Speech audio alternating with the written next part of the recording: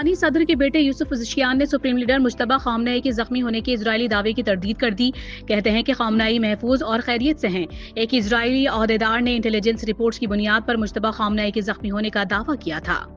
Iran का खित्ते के दीगर ममालिक के साथ किसी तनाज़े में पड़ने का कोई इरादा नहीं है। सदर पज़ेश्कियान की फोन पर वज़ीर आज़म शहबाज शरीफ से गुफ्तगू।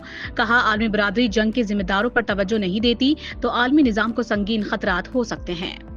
अमरीका ने आबनाए हुर्मज़ में माइंस बिछाने वाली 16 कश्तियों को तबाह करने का दावा कर दिया। अमरीकी सदर डोनाल्ड ट्रंप ने धमकी दी है कि ईरान ने माइंस बिछाने की कोशिश की तो मजीद कार्रवाइयां करेंगे। इससे पहले ईरान की जानिब से आबनाए हुर्मज़ में माइंस बिछाने की रिपोर्ट नहीं थी। ईरान ने आबनाए हुर्मज़ में माइंस बिछाई हैं तो फौरन हटा दे, ऐसा ना किया तो ऐसे नताइज भुगतना होंगे जो पहले कभी नहीं देखे होंगे।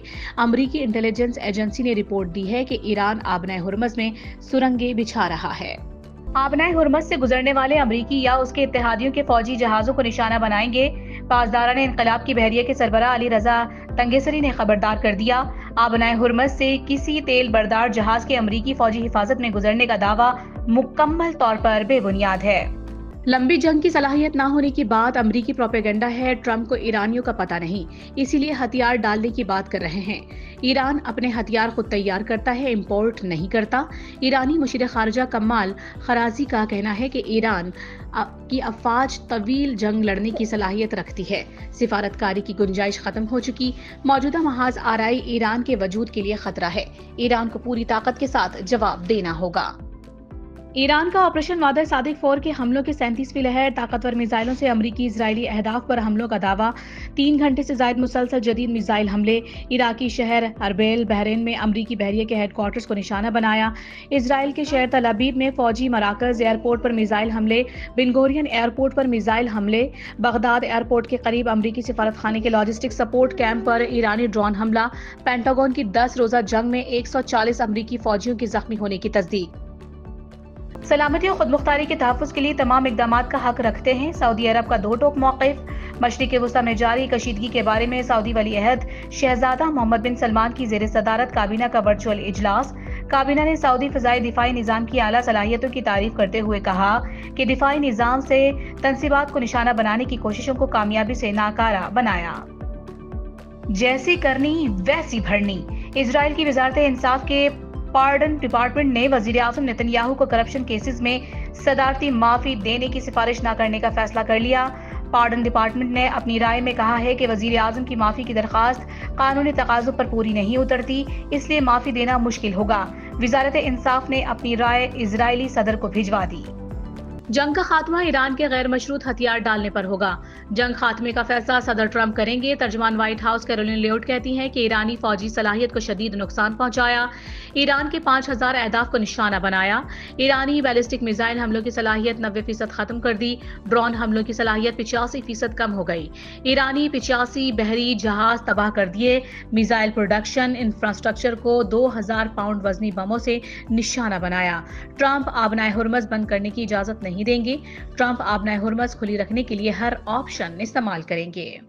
पाकिस्तान स्टॉक एक्सचेंज में शदीद मंदी का रुझान बरकरार। कारोबार का इख्तिताम के ASE 100 इंडेक्स में 318 पॉइंट्स की कमी के बाद 1,55,858 पॉइंट्स की सतह पर हुआ।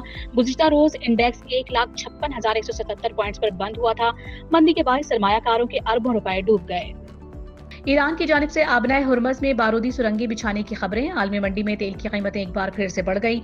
बरतानवी खाम तेल $91 फी बैरल से मुतजावज।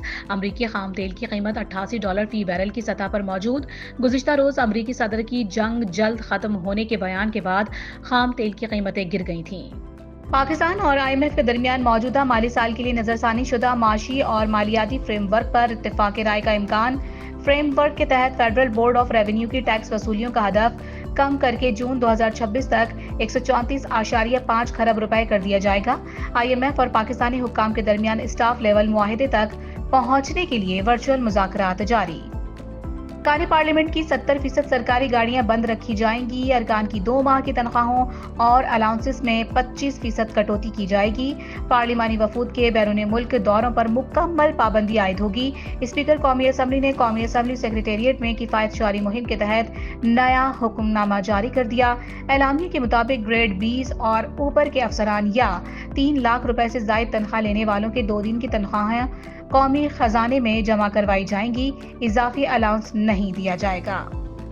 افغان طالبان اور فتنۃ الخوارج کے خلاف پاک افواج کا افغانستان میں آپریشن غضب الحق جاری۔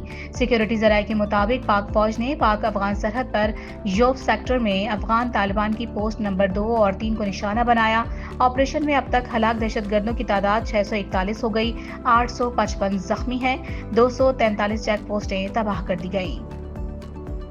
افغانستان میں امریکی شہریوں کو سنگین خطرات لاحق، شہری افغانستان کے کسی بھی حصے کا سفر نہ کریں۔ افغانستان کے لیے امریکہ کا سفری انتباہ۔ امریکی اسسٹنٹ سیکرٹری نے افغانستان کو state sponsors of wrongful detention قرار دے دیا۔